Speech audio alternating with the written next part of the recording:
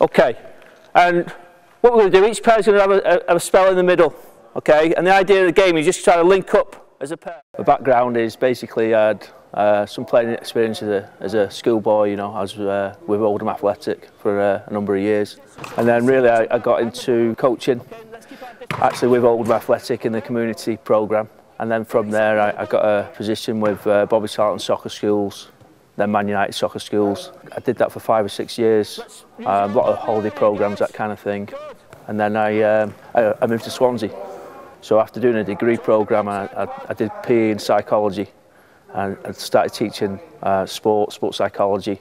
You know, went on, did all my badges, and here we are now. I think, you know, obviously with the variety of abilities and different levels of experience, it's introducing them to various components of the game. My philosophy, and I think possibly the philosophy of the academy, is always kind of let's give a learning experience. Joey, have you moved from here yet?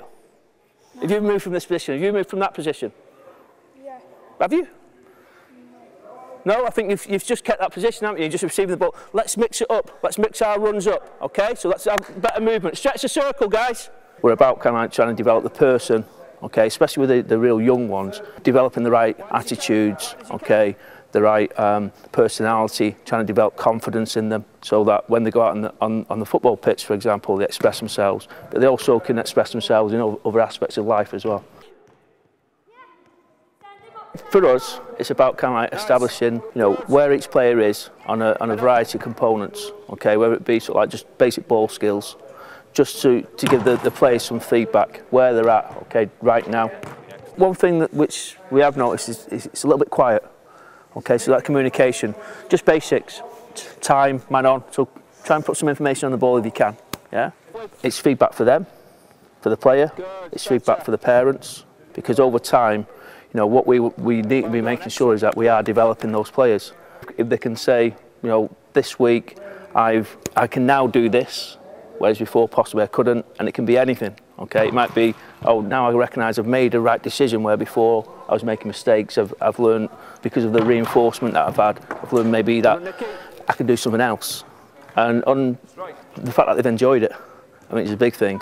And for me, the indication that they've enjoyed it is, first of all, they want to come again. Okay, and it's just, I think that's probably the overall important thing, is that they've taken something from it in terms of enjoyment. And yeah, they want to come again. They want to go out and play with their mates because of what they've learnt here. Real positives. Okay, technically, decision making, it's good. One thing that we did pick up on, and this was a general thing, not any individuals now, is kind of like, once you've got the ball and you've passed it, what do you then do? Okay, you all know what to do.